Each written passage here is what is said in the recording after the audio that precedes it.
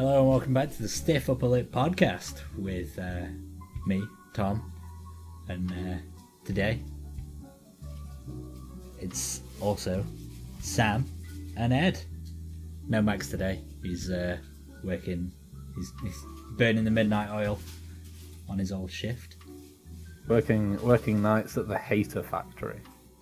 Oh, and boy howdy, have they been working overtime this weekend. A lot of agendas. Pumping out narratives. Yeah, a lot of agendas, a lot of narratives, a lot of ball knowledge has been displayed. How are you two doing? Absolutely peachy. I'm all right, but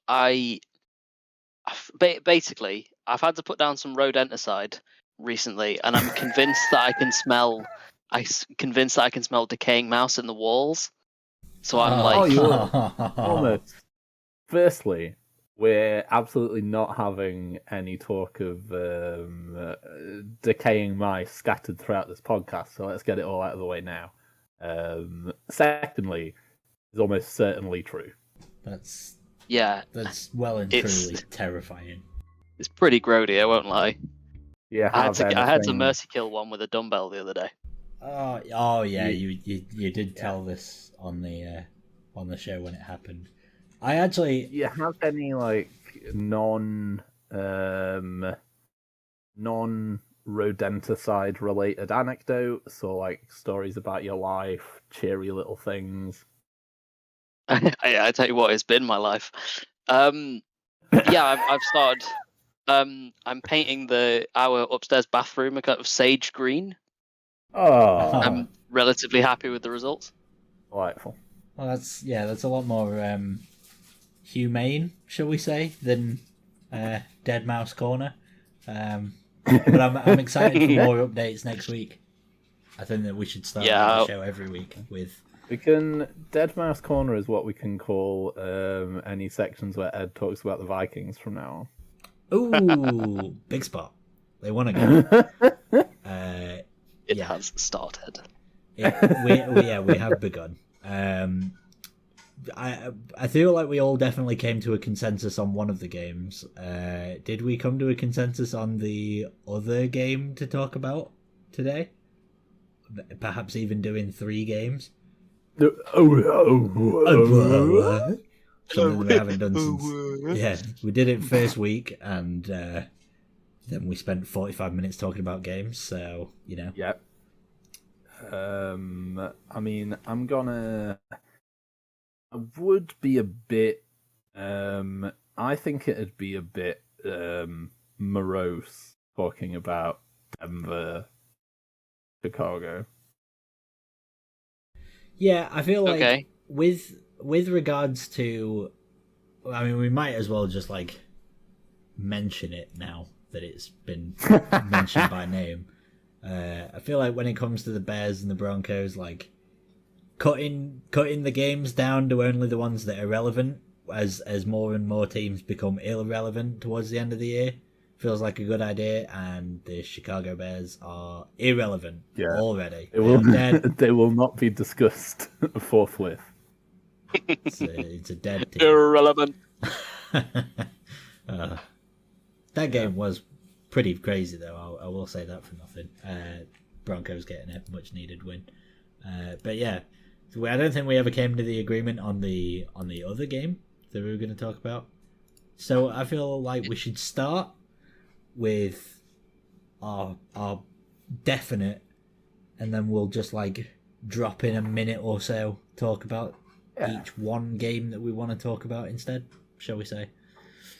All right, and that game, the feature head of this week, as decided on by all of us, was the 4-0 Philadelphia Eagles getting the win in overtime over the now 2-2 Washington Commanders, 34-31, and the Commanders made life very difficult indeed for the Philadelphia Eagles.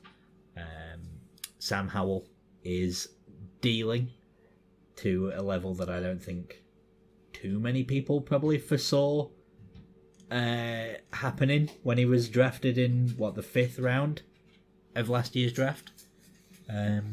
But No, there were some growing pains last week, but again, he put on another really stellar performance this week against a very, very strong D-line and linebacking core. Yeah, I feel like the Eagles are definitely right up there for like strongest unit all round when it comes to defense, or like in the conversation at least. I wouldn't say that they're definitely there, but Commanders almost made like light work of them at times. They had a nice game out of Brian Robinson as well on the ground. He's looking all right. Had a decent length touchdown on 14 carries. But yeah, it was mostly the Sam Howell and Terry McLaurin, Curtis Samuel day as well. Also a nice late score from Jahan Dotson. But yeah, the Commanders are they're looking pretty nice. I don't know if you guys saw what Ron Rivera said about Sam Howell earlier, well, in the off season. But he said that he admitted that he didn't know how good Sam Howell was until week 18 of last season. So it is. I feel like I'm fighting a losing battle, trying to force myself to not agree with Max that Daniel Jones is the worst quarterback in this division. But my God, if Sam Howell didn't make some wonderful throws in this. He makes such good decisions under pressure so often.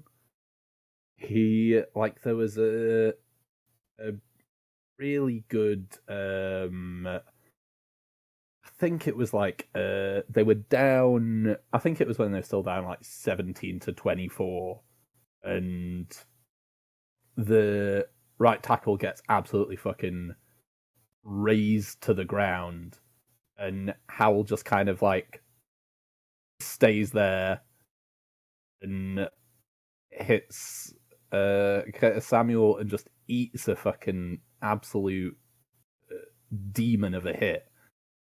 And he just stays there and takes them and consistently makes these really good throws and hits the right guys. It's very impressive, and it's very fun to watch, but it's very depressing for me as a Giants fan, kind of realizing where we are in this division. Yeah, I feel as well, it won't count on the box score because it ends up going down as an incompletion, but I think that his best throw of the whole game was the one to Terry McLaurin, where the refs end up saying that he doesn't get the second foot down, but he's tracking onto his back foot. He's got pressure in his face from the left side of the line this time, and drops an unbelievable deep ball over the top of, I think it's Darius Slay who's in coverage. Absolutely as tight window as you can get along the sideline to his best receiver. Honestly, he's playing so well right now. Honestly, they've done such a good job of scheming him open, and I feel like it's such a good thing for him as well, being able to get Eric Bieniemy in there as his offensive coordinator, because some of the inventive routes that they run is truly majestic. Sorry, Samson's taking a drink in the background. He's chosen now. Sounds like he's putting his head completely underwater. Oh, he does. He basically drowns himself when he has a drink. He's got no dignity about himself in the slightest. Unlike what a sweet Sam little boy. Howell.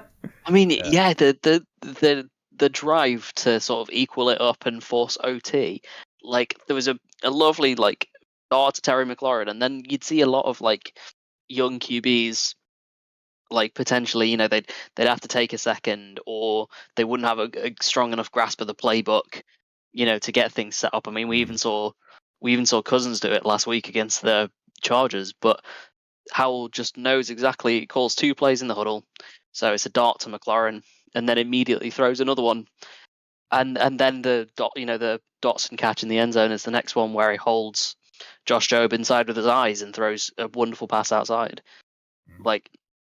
I think the Bills sort of discombobulated him a little bit, but they've done that to every QB thus far. Yeah, it was just so promising, especially against like this. This was not a good game for this O-line. Like Andrew Wiley is, he's been in the league a very long time, but he was punished a bit today. As was Sam Cosmi, which I didn't really expect to happen. The D-line was just getting pressured so often. I just would have thought it would snap at some point, and it just didn't. So, congratulations to Sam Howell, I guess, is our main congratulations is our to main Sam takeaway Howell, from this game. Loser of this game. Yeah. I guess we probably should definitely blow some smoke up the Philadelphia Eagles' asses here, because it's been a weird couple weeks really for them. They've sort of felt a little bit hollow as an offense coming into this game. It felt like, especially in the passing game, but they turned it on in this one. AJ Brown had 175 yards in the air and 2 touchdowns, and like both touchdowns, it felt like were absolute dimes from Jalen Hurts. DeAndre Swift, it's good to see him like being able to stay healthy and get some meaningful touches and actually make it look like he's working well. Also, shout out to Nicholas Moreau, who had 3 sacks and a forced fumble on this game. It was really nice showing from him. But yeah, like the Eagles are still a very good team. I know that we've just spent like the vast majority of this time talking about like Sam Howell and the Commanders playing well and being deserving leaders at one point, but like the Philadelphia Eagles also deserve to be 4-0 right now. They really are a team that I think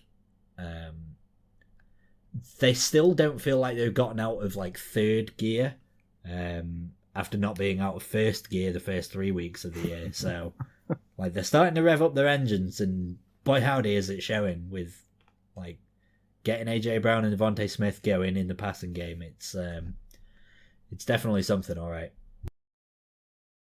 It's worth saying that I mean, you talk about the pass game working and the like getting better and the run game being solid. It's all on the O-line.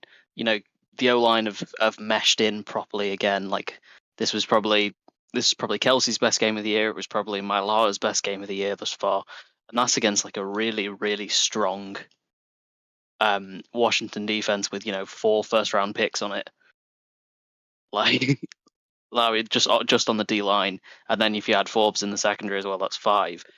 But yeah, they're going to do exactly what they did last year, which was win in the trenches. Yeah, well, especially on both sides of the ball, because like defensively, I feel like the Eagles' front is certainly up there with like one of the best in the league, and I know that you don't particularly want to talk about him, but Jalen Carter is balling out again. Like, yeah, he kind of has been like startlingly productive. He's been really good. I think he's probably the contender for Defensive Rookie of the Year, like out of the gate. He has to be. He just, it's crazy to me that they've got Fletcher Cox, and then they've been able to draft, courtesy of like pre-draft controversy, they've been basically able to draft Fletcher Cox as regen, but they also still have Fletcher Cox, who's playing at a high level still, just in the middle of their defense. So like they have 2 unbelievable like nose tackle type guys, and then like I say, with Moreau getting off the edge in this game, Josh Sweat had a pretty decent game. Hassan Reddick had a sack in this one as well. Like they feel like a team. And then when those guys are tired, Brandon Graham can come into the game. Yeah, it's crazy. Do we have anything else to add here? No, like obviously you very quickly mentioned Emmanuel Forbes, but my God, this was a horrible game for him. Yeah, I know he was having it. He was having a good year up to this point, but he just got bullied by AJ Brown. I mean, like plenty of people get bullied by AJ Brown, but I think AJ Brown had like 9 or 10 for like 170, 180 yards in this game. Yeah, 9 for 175, so Quite literally Yeah. in the exact middle of where you've said. And a lot of those were him just either completely. Actually, I was gonna say a lot of them were him completely losing him at the line of scrimmage, but not too many were. A couple were just like good contested catch plays. Yeah, he did a really good Yeah, job of keeping him like tracked, but Yeah, tracking AJ Brown Yeah. still is like that's like 30% of the battle because then you actually have to beat him in the air, especially when like Jalen Hurts is on form. I mean, Emmanuel Forbes does have like toothpicks for legs. But he's got. I mean, I think he's like Aqib Talib because I think he doesn't look like a physical guy. But then AJ Brown is the first wide receiver he's not been able to just beat up. Fair. Yeah, I could definitely see that as a. I mean, they've played terrible teams, so I'm not, I think this is still quite a startling game, but yeah, we'll see. That's fair. All right, shall we move on then to Ed? I know that you had a fairly strong opinion about whether or not we should talk about a couple of these games. Would you like to pick one that you would like to give a little credit for on the game? The most important game of the week was Bills Dolphins, wasn't it? I mean, and it certainly was a good game. I think the Bills have just shown that a Dolphins team who had just dropped 70 on Denver. I think first of all it tells you just how bad Denver are, but then the Bills defense allowed touchdowns on the first two drives and then just completely shut up shop. They suddenly got after Tua, they got him off rhythm, they got him off schedule. And the Bills O-line, I think, is maybe the best O-line in football right now. So, I mean, Josh Allen just has all day to pick out a pass, or, the run game is vastly improved too. They look like the team of the AFC. And against the Dolphins team, who I said a couple of weeks ago are the best team in football. I did not think that McDermott, calling plays for this would go as well as it has. Well, this defense was astonishing. I mean, Tre'Davious White, to put a bit of a bum note on it, Tre'Davious White went out with what seems like a pretty nasty injury. As far as I'm aware, they haven't said anything about it in terms of the actual. So it's feared at the moment Achilles. A torn Achilles is what they're fearing. Coming off a torn Achilles. Yeah. Last year. And he get a weird micro implant thing like Aaron Rodgers and be back in time for a divisional round game. I think they're gonna need him to. It just sucks that the personnel that they have, when it all gels together, it is so it's absolutely one of the best defenses in the league. But it's so rarely such a have they homegrown had all movement of as well. those pieces on the field together. It's so rare that they've had Tre'Davious White and Hyde and Hoyer and Milano. Yeah, on the field all at once. It just makes it so tough. Yeah. What a team! Just I was thinking about this, and I just have to say, the Bills, especially in the early rounds, have drafted incredibly the past few years. Going back to Josh Allen and Dion Dawkins, who's a franchise left tackle, and then Tre'Davious White. I'm trying to think. Christian Benford, Terrell Bernard has turned out to be a real guy. Dalton Kincaid looks like the guy. I'm gonna talk about Torrance later. Greg Rousseau looked pretty good. Ed Oliver. Oh, love Ed Oliver. Yeah, 2 sacks for him in this one as well. Yeah. literally cannot be more effusive in my praise of the way the Bills have gone about assembling this squad. I mean, on offense as well. No, I don't think any team once they get rolling, they just and everything actually clicks. This, I think this was the best Josh Allen game I've seen. Yeah, this feels like a team that ever. Coming out of the gates, they may have a slight bit of problem to work out, but the moment that they hit their stride, they will run over teams. They struggled against the Jets, and we'll sort of mention the Jets defense, I guess, at some point in the coming weeks, because again, that is for me a top 3 unit in the NFL.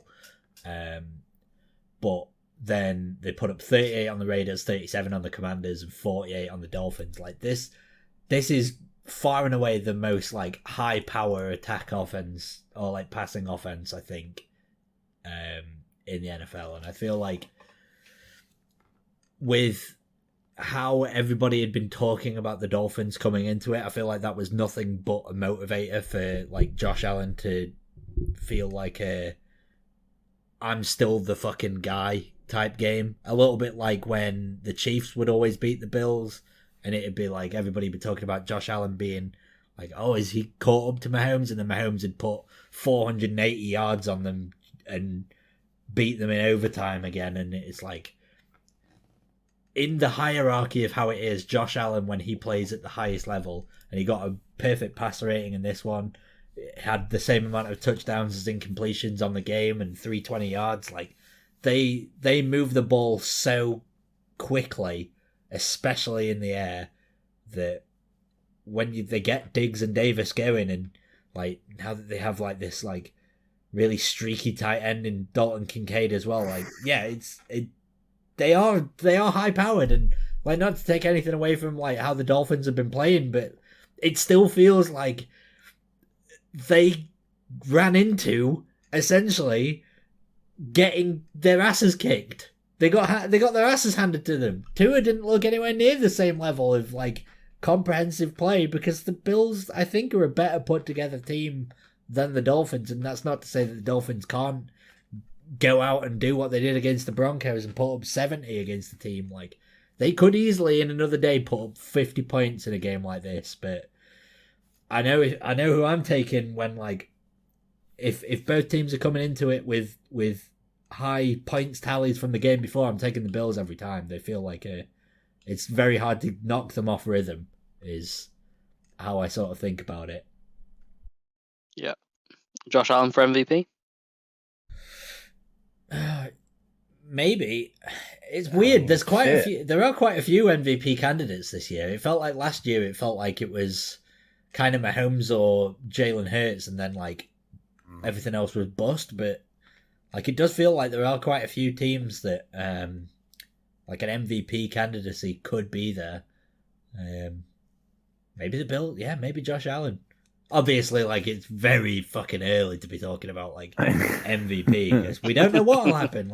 Tua Tagovailoa week 4 last year looked like a fucking shoe-in to at least be in the conversation, and then he cracked his head off the floor 5 times, and we never saw him again. It's tough. It is tricky, but he is playing about as well as anybody else in football right now, if not better. So potentially, you never know.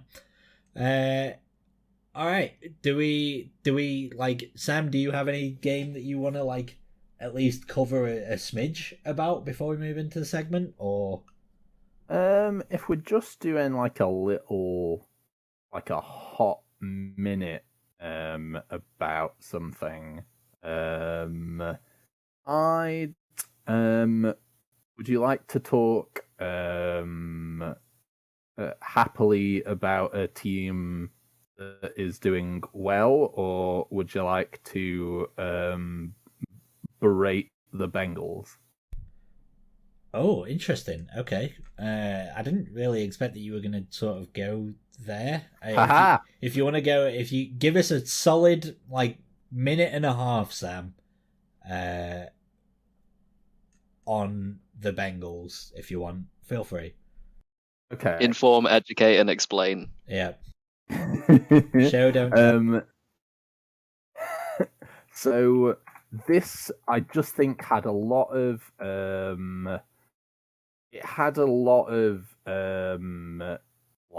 consequences in terms of at least how I personally thought about this year coming in and the teams that would likely be important.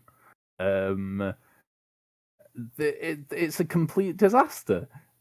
This was absolutely horrible. They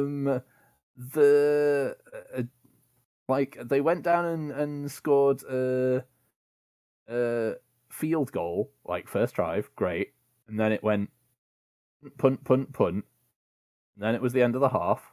This is for the first 3 quarters, by the way, and then coming out of the half they fumbled, and then Tennessee had the ball for the rest of the third quarter. And firstly, Joe Burrow is not okay, and them just traipsing him out here every week to obviously not be okay, taking every snap in shotgun and just waiting for him to take another hit and get knocked out in a way that they can't just kind of prop him up back there. It's a horrible way to organize this team. I don't understand why they can't just for the sake of the long term just bench him and just throw out whoever the fuck, Browning, whoever it is, and just work through it. They would win very few games, but this guy who is the highest paid player in the history of the league, that basically built the Bengals of the past few years that people know and and are hopeful for, is just gonna get sacked into oblivion again, and it's terrible. And this was the most Titans win in the world. God bless you, Mike Vrabel. You went slightly over, but the only way that I could possibly describe how that game in particular went is Derrick Henry throws touchdowns when the Titans are in blowout wins, and Derrick Henry throws a touchdown. Good. He literally only does it when the Titans are up by 20 points already, and you'll never see him do it ever again. And he did it in this game. Was that the play with Jeffrey Simmons lined up? Yes. It was a beautiful play design, by the way. But I mean, going back to the Bengals, who's at fault for this? Who is this? Do you think this is Burrow saying, no, put me in, coach, or do you think this is Zach Taylor just refusing to listen to reason? I think it's Zach Taylor, and if it is Burrow, Zach Taylor should fucking grow a pair and not sacrifice the future of this player's career or this franchise. Because he's if Burrow goes and they absolutely eat shit, he's not probably staying in a job. Third option, it wouldn't surprise me if it was Bengals ownership, especially after they've just paid Joe Burrow and they are notoriously a very, let's say politely, thrifty ownership. If they were the ones that were slightly putting the pressure on and being hey, we just paid this guy a franchise record, and he's the highest paid player in the NFL right now. If he can suit up, I want him out there, kind of deal. I don't know whether or not they give a shit that he's throwing 165 yards and being sacked into oblivion. I think they just want to see Joe Burrow out there and see what they're paying for. Maybe I'm being harsh on the old fucking Bengals, cutout then. Yeah, yeah. No, to be honest, to be frank with you, I think you might be right. Yeah, it's the same thing as when Max is with the Zach Wilson thing about how it's probably Joe Douglas that's putting the pressure on because he knows that if Zach Wilson's a bust, then he's out of a job. But that's sometimes the higher ups are the ones that are putting the pressure on about this shit. And if they've just paid a guy fucking $55 million a year, like, kind of don't want to mention. Yeah, Well, we'll have to that's see enough if of that. we'll have to see whether or not they can turn it around. But yeah, worrying. All right. Sorry, I just looked at the stats before we move on. The Bengals played 92% of snaps from the gun in that game. Yeah, I feel like they play quite a lot from the gun anyway. Yeah, they absolutely do. But it just, like, no hint of play action stuff. No, like, it makes, like, you know, motion at the line much more difficult to, like, you know, it just it puts everything in the open a bit more. Yep. It All right. blows ass. Yeah. Thank you, Mike Brown. Okay. Shut up. let's let's get into the sort of main event here, as is common, because we've got about 50 minutes, and I'd quite like to talk about some of these guys. Which rookies are you impressed with? Yeah, look at that. I might even put a little game show theme over the top of that one. Like that. Yeah, that'll do it. Yeah, perfect. Yeah, so we're about 4 weeks into we are 4 weeks in now to the NFL season, and there are quite a few. We're roughly 4 weeks in. Yeah, just shy of 4 weeks in to the NFL season, and we've had a series of rookies who were drafted all throughout the NFL draft of this past year, who are playing at varying levels. Now, I don't think that we really brainstormed this one as well as we did the other two that we've done, but I think that we just go around the horn and we figure out which rookies we've been impressed with in any way, shape, or form. Ed, I feel like you have the best idea on what you would like to talk about, so I'm going to say you can go first if you'd like. Well, I'm infinitely complimented, but I am gonna take the low hanging fruit and talk about CJ Stroud.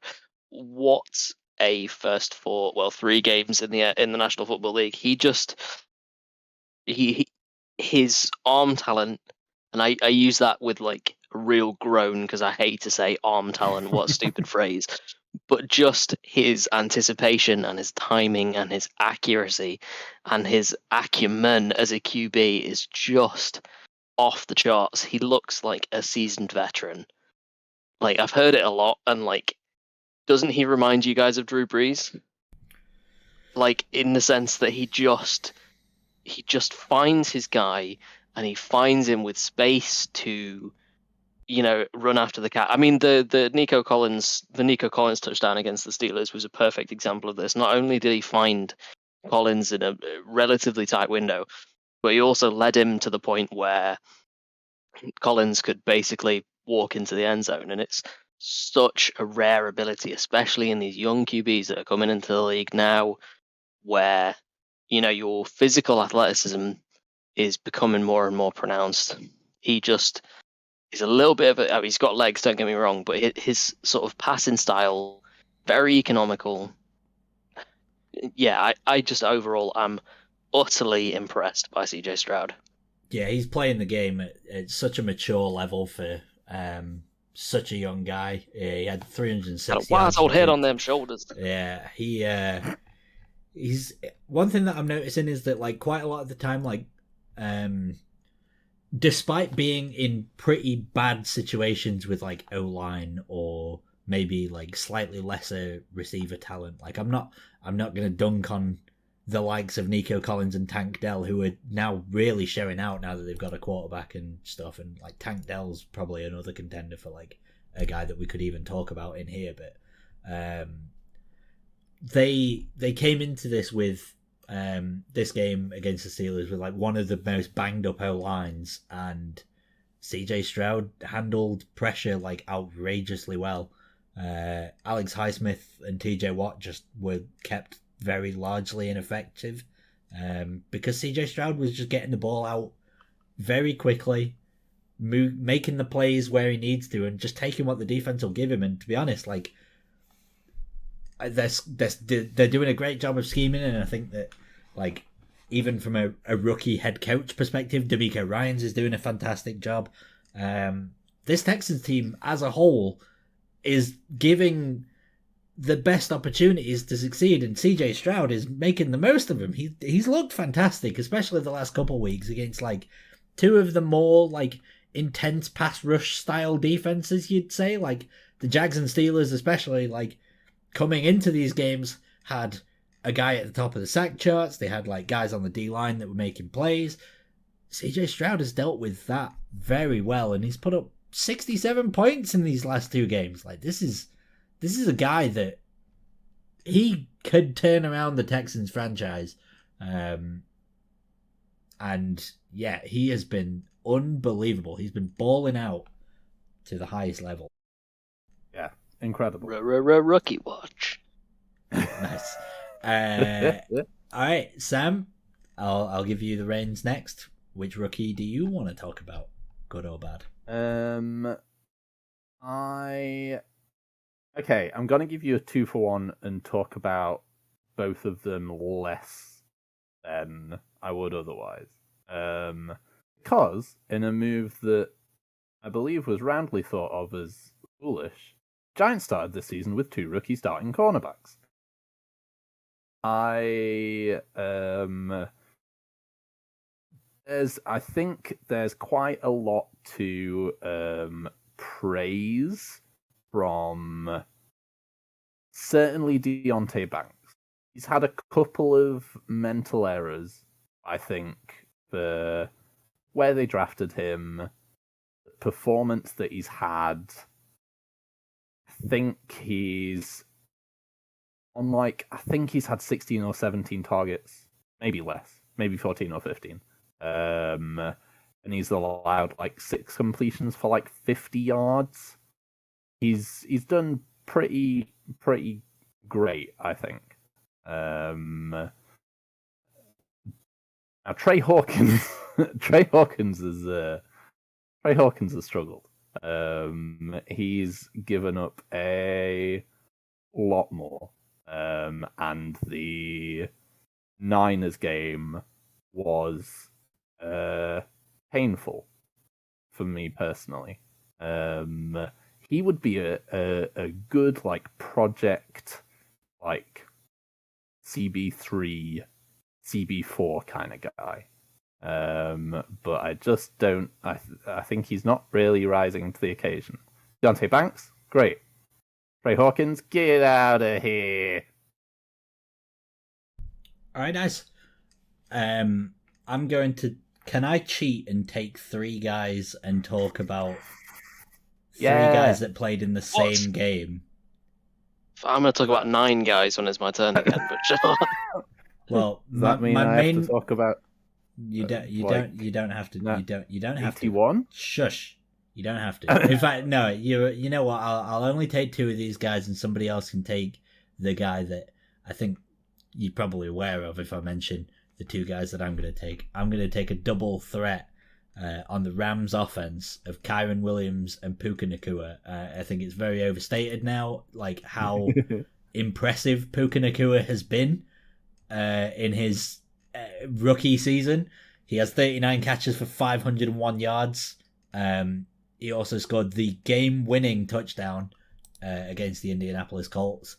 He has more receptions through his opening 4 games than any rookie wide receiver in NFL history, and it's not even close. He is 9 ahead of the guy in second place.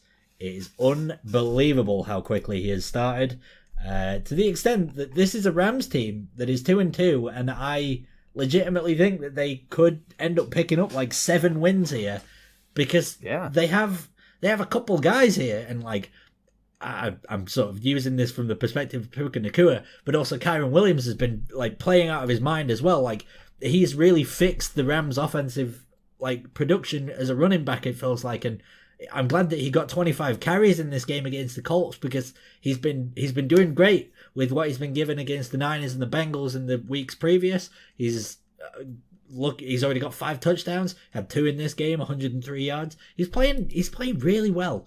And this is a Rams team that, like, coming into the year, I know, Ed, you were, like, especially really down on them, like, and I think kind of all of us were, because looking at them, like, Matthew Stafford was coming off of a bad back injury. They'd lost Cooper Kupp.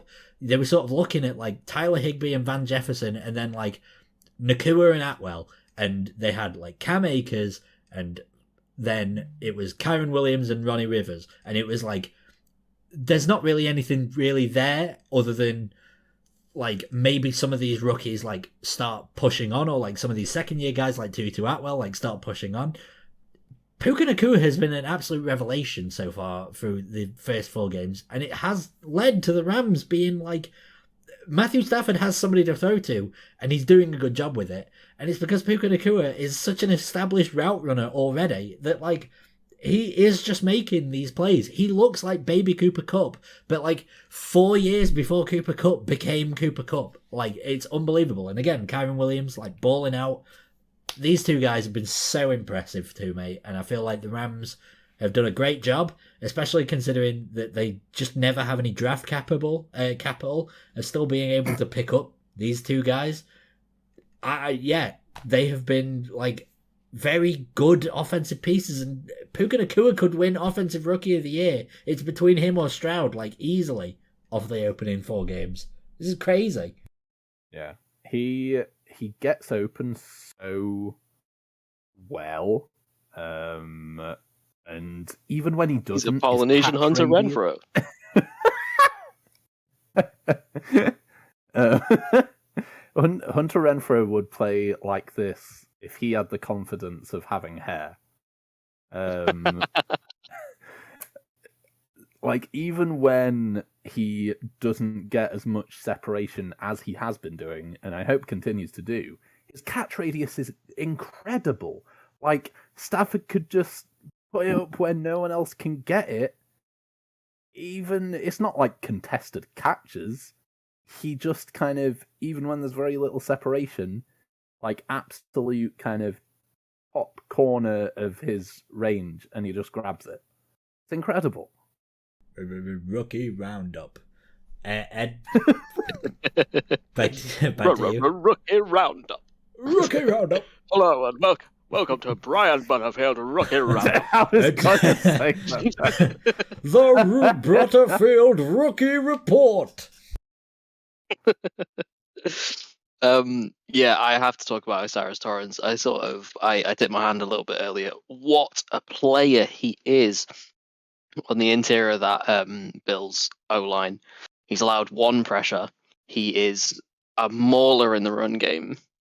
Like, he has had the same sort of impact that Quentin Nelson had on the Colts, but he was drafted around, like, 52 picks later.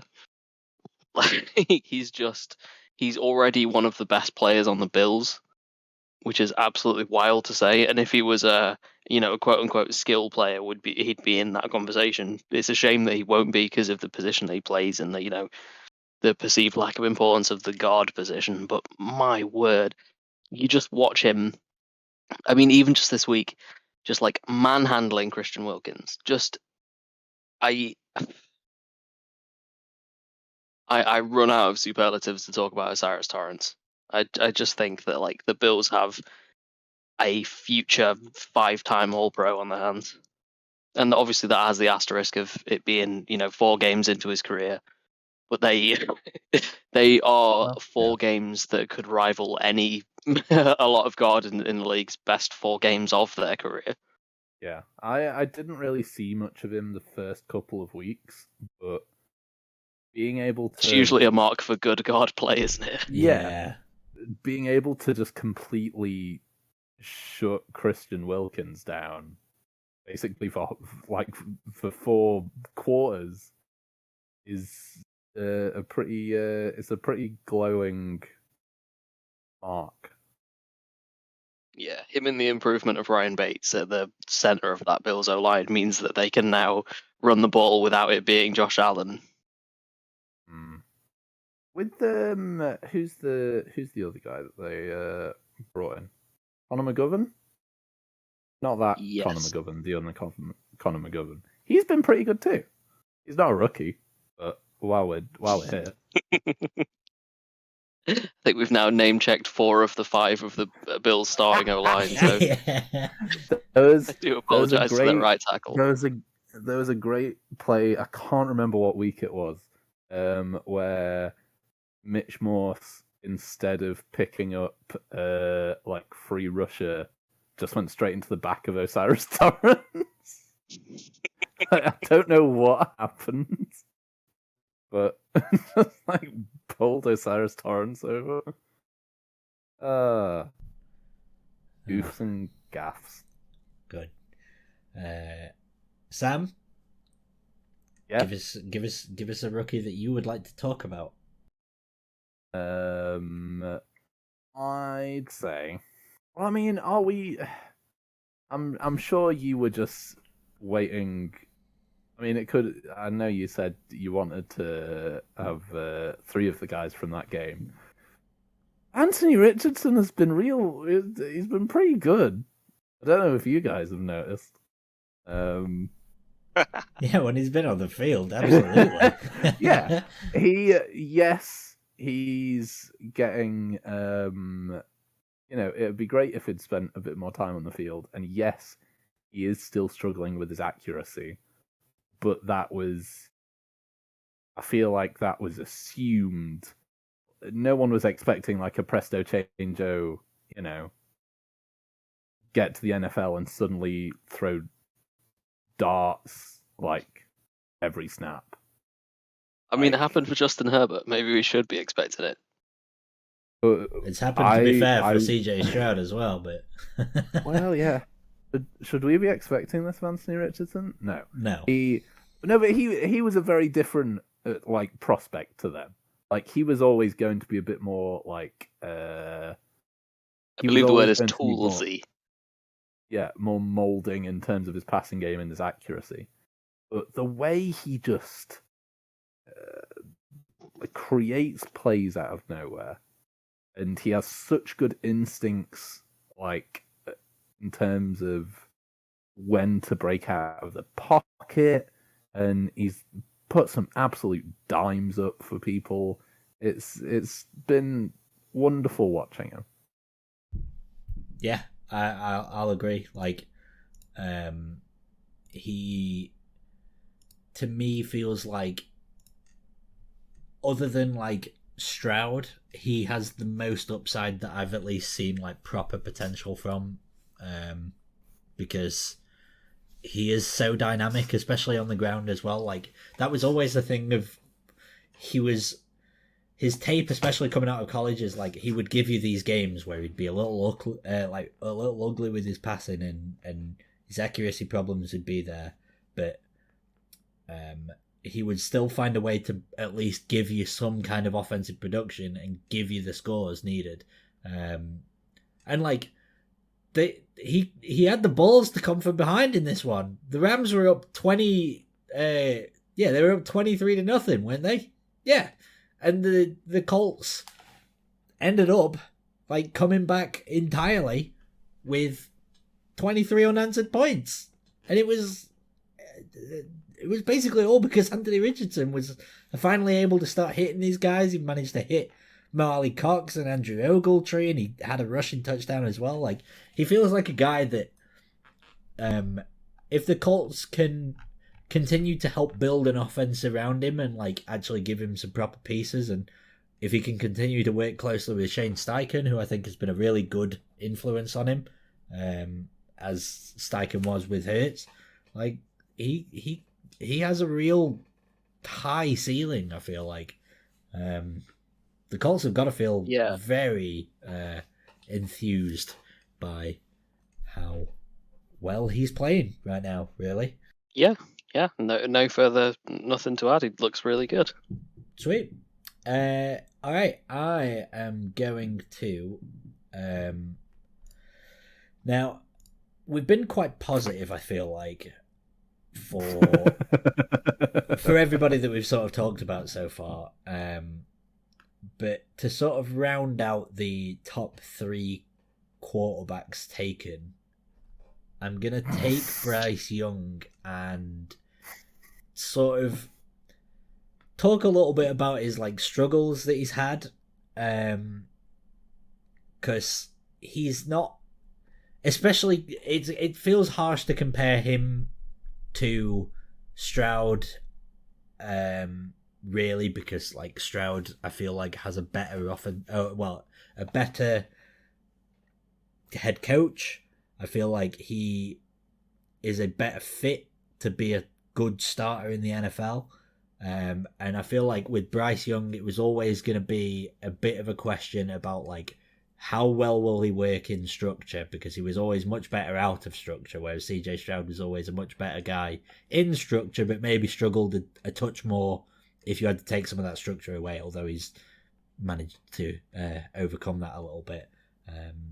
But with Bryce Young, it's been a little shaky, to say the least. And it's not even to say that they've played some very high-powered defenses. It's not like where you could have probably foreseen Stroud struggling a bit because they've played the Jags and the Steelers. But he's come out really, like, coming out smelling of daisies. Bryce Young is struggling a bit. He missed last week, so we can only really talk about 3 of his weeks. But week 1 against the Falcons, it was rough through 2 pretty bad picks to Jesse Bates. Only 146 yards. Only 153 yards against the Saints. He did have a touchdown. He feels like he got a little bit better, but like still against the Vikings, like he's not moving the ball very well in the red zone. It feels like he's sort of picked up his play between the numbers, but yeah, in the red zone, it's looking rough. He will probably always be compared to CJ Stroud because of how hot Stroud has been throughout, but Bryce Young's quarterback rating coming in here I think it's second lowest in the entire league. Across his 3 games, his QBR is 25. His passer rating's up at 75, so like he's at least getting a better rub in the passer rating game. But QBR is not good right now. And the Panthers, I know, aren't really giving him the opportunity to succeed. Their O-line still utterly atrocious. Worst in the league, and it's not even particularly close. So yeah. I do feel for him. Yeah, absolutely, and you know, they struggled again against the Vikings, who I think also were still trying their hardest to like gift the game to the Panthers. It looked like. He doesn't really have a running game. Style. Yeah, he doesn't really have a running game because like Chuba Hubbard and Miles Sanders are just so ineffective. Adam Thielen's still his best receiver, and like if you're looking for Adam Thielen to be that in the year 2023, then that's a bad sign. There's not really much help for Bryce Young, but yeah, he is struggling, and I think I'd be a bit. I'm gonna get clowned for saying this wrong. I'm gonna get this word wrong, but I'd be remiss if I didn't mention Young in a rookie roundup, considering that he was the first. That's the correct usage of that word. Good. I did get that right. Good job. I mean, when the Vikings game was a perfect example of this offense, and that they're he got, was it 5 sacks in this game, Ed? I'm trying to think. It's a lot. I think it was 5 or 6. It was 2 for Davenport and 3 for Harrison Smith. So yeah, 5. Well, it was about as many as Minnesota had the previous 3 weeks. This is true. It's not an amazing pass rushing group, but the line just it gives him no protection. It gives him no chance to buy himself any time, kind of get out of the pocket a bit. And it all just kind of goes downhill from there. Even when he does manage to get a bit of time and run out, I think he just gets a bit like deer in the headlights, and I don't know. It's not been nice watching him struggle this much. We've seen plenty of promising young QBs broken in exactly this way. I'm looking at you, Sam Darnold. I'm looking at you. No, Zach Wilson. I'm looking at future Super Bowl MVP Sam Darnold. Well, no, but the Jets ruined Sam Darnold, and if the Panthers don't fix it quick, the Panthers are going to ruin Bryce Young. Yeah, it's depressing. I just did a little thing here. It'd be great if you had a number one wide receiver. I went onto the ESPN website to look at the QBR thing just to make sure that I was sort of correct, and I was right in the sense that Young is worst in the league for QBR. But I had a look at the all-time lists for worst QBR by season, and out of all of the ones that they have listed here, I don't know how many quarterbacks they've got listed, but if Jamarcus Russell's 2008 season ranked it at 29.2 and Bryce Young is currently scoring at 25, that's not a good sign. There's 4 seasons that they're listing on this website with worse QBRs.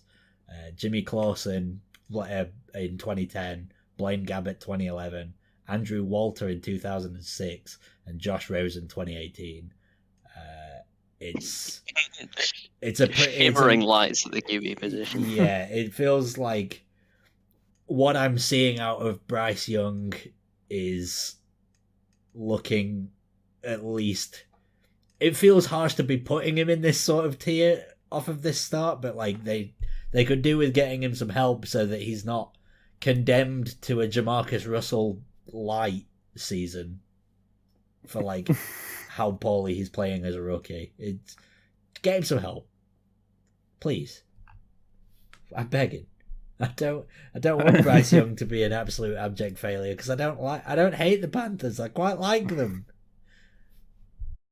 No, the stench of dead mouse is filling my nostrils. So are we going once round the horn, or are we calling it a day?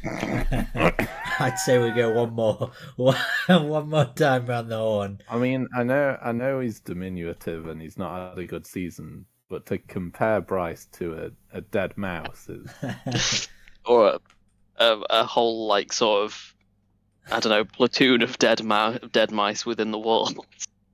In fairness, it could also be said that he's seeing ghosts and stuff. Hey, nice ghosts. That might be up there with one of my favourite puns that I've ever said around here, and it just drew a completely terrible reaction. Come on. I didn't get it. I didn't get it at all. You said that you've got classic podcast bit. You've got dead mouse in your nostrils. I said that. Oh, the musician Dead Mouse. Yeah. Oh, that's a person whose career I'm familiar with. Yeah, you picked the wrong crowd, brother. Yeah, why isn't Max here? He'd have fucking loved that. No, Max, no. Max, he's not a sort of trans-Eurasian dub artist, so Max wouldn't be interested. Well, yeah. Max likes his EDM. He's not one of the biggest and best of Chelmsford's jungle scene. Again, I feel like I have to point out that you say Chelmsford, but you mean Tash Kent. Right, okay. Ed, you've got one more. Yeah, I'll push a narrative. Latest Ed guy, Henry To'oTo'o for the Houston Texans. Stop taking Texans. I just watched them. Let me talk about a Texan. Fuck. Yeah, No, so go you on. know how. It's Oh, all come Tom on, has he's left from that game. he's my guy. Come on, I've been talking about Henry To'oTo'o since he played for Tennessee. Yeah, he's just hit the ground running. He's a sort of old school linebacker, like a bit of a thumper. Like he still needs to sort of like develop the like range. But in terms of his vision and his tackling, he's just already proved that he deserves to be the Texans starter. You know, it's not hard, to be fair, to be a Texan starter. But in saying that, he just looks the part of an NFL linebacker, doesn't he? He sort of reminds me of this endless carousel of good linebackers that the Colts churn out every year. Just very, very well drilled. Gets to the ball. He's in and around the ball on every play. I'm just full of praise. Full of praise for Henry To'oTo'o. So I Couldn't was agree sending more. I was sending the dog upstairs with a treat. Yeah, he to me it feels like he made probably the like most understated but most important play of the whole game in the game against the Steelers, where like just as the Steelers offense was like in the red zone and making a sort of like push in the third quarter when it wasn't like 30-6 and there was actually still a game left, and ball gets played over the top to George Pickens at the back corner of in the back of the end zone, and Henry To'oTo'o gets his hand in there and like at least disrupts the catch enough that like Pickens can't get his second foot down and stuff, and it's like if that touchdown ends up being a thing, then all of a sudden like maybe there's a lot more pressure, like maybe the game is sort of more turned a little bit on its head. Like it felt like there could have been a chance for a comeback, and not getting a touchdown in there because of Henry To'oTo'o especially was like pretty important for the Texans to maintain control of that game. So yeah, it won't show up on the box score, but like that is like a play in particular that I just wanted to like highlight to help talk positively about Henry To'oTo'o, because you're right, he's been really good. Rookie watch. Sam, do you have another one that you'd like to talk about? I have not. I've really liked Sam Laporta. He's Well, feel free to talk. Yeah, I mean, I have very little of any analytical merit to say about him, but he's just looked really good. He's a lot. He's had a couple of blocking assignments that I thought went a bit awry, but he's so good, like at the catch point and just dragging out these plays. He's very fun to watch in an already very fun team. I mean, I think what you'd say about the Detroit Lions draft class in general, they were sort of getting a little bit of heat, perhaps for the order they picked these guys. But Brian Branch, until he suffered a season ender, Sam Laporta, Jack Campbell, Jahmyr Gibbs, these are all like starting contributors plus on this Detroit Lions team. So like, well, in terms of like starting contributors, Jahmyr Gibbs could probably do with some more touches. He has the sort of main thing. Get touches to be considered starting. Yeah. Well, that's true, but he looked really electric in his first couple of games. I think he's carrying a knock, isn't he? I'm not sure, but he only had 8 carries to David Montgomery's 32 on Thursday, which is get him the ball more, please. We're all asking for it. You've got to ride the hot hand of David Montgomery. Yeah, for all 3.8 average carry. Straight up the gut. It was a very thundery light, but there wasn't a lot of lightning.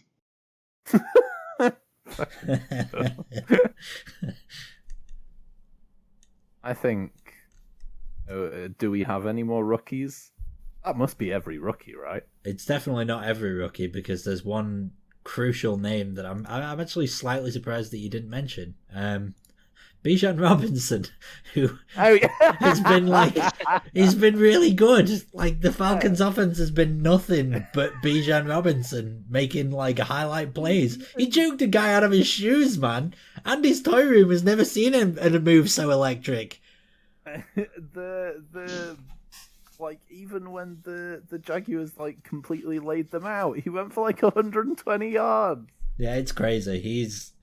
He is adjusting so very well to having an utterly abysmal quarterback. Arthur Smith's rushing teams are definitely a high point, and it's a good job that he's ended up on that franchise. That's for sure. Because can I hear an exotic Smash Mouth? I don't know whether or not I can find like a. Maybe I'll have to. I don't even think it was him. I think it was Mike Munchak, but yeah. Still. Yeah, he's incredible. I mean, glorified run game coordinator Arthur Smith, in his complete blindness towards Desmond Ridder's awful play. If any team needs a Bijan Robinson, it's this team. Agreed. But my God, imagine if they had Do you need a Bijan Robinson? If any, good God, imagine if they had someone capable back there. A little Ryan Tannehill. Yeah. Well, yeah, potentially. We'll definitely do some like trade talk at some point in the coming weeks. I just want to talk about one other guy who, I think as well, like just to slightly more balance out the offense to defense, balance a little bit. Christian Gonzalez, who unfortunately dislocated his shoulder against the Cowboys like really early on, and it shows because suddenly the Patriots went from, oh, they're a team that have been playing like really frisky, like really good defense against like the Eagles and Dolphins, and like they've been playing really well in certain points, to holy fuck, this team stinks. And I think stinks like dead mice in the walls. Yeah, and I think that it's no coincidence that it happens immediately after Christian Gonzalez goes out here. I know that he was a high draft pick, but like he's playing outrageously good coverage for a guy that, I think everybody was sort of expecting was going to be like pretty good coming into the league. I don't really remember exactly the reason as to why he fell, if I'm being completely honest. But he's played like high level football. It feels like had a pick against the Dolphins, had a sack against the Eagles. Like Bill Belichick's moving him around a lot. He has been all over the place in terms of like covering like elite guys. He's been covering like middling guys. He's been doing a really good job, and it's a shame that he does it all. Yeah, and it's a shame that really early on against the Cowboys he dislocated his shoulder and is about to miss like 6 weeks. So yeah, I just wanted to like hit on Christian Gonzalez a little bit. Yeah, he's been really good. Hopefully he can get back on the field soon and we can enjoy more Christian Gonzalez play and Simpson's drinking. So I'm going to say let's take us out of here.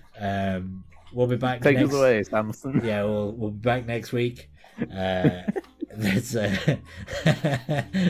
just sat on the floor like chuckling at me. We'll be back next week. I can't even remember what our planned thing was for next week. I don't think I've got it on the spreadsheet, but I'm sure that Max has probably drawn out some other thing that we can talk about. Thank you for listening. Ed, Sam, either of you guys got a closing argument about anything that we've just talked about? Go watch Ed's Osiris Torrance fan cam that he's due to make shortly. I don't know whether or not Ed quite knows the detail that would go into a fan cam. Like one of the ones that like BTS Army make for... Yeah. Yeah. The silence speaks volumes.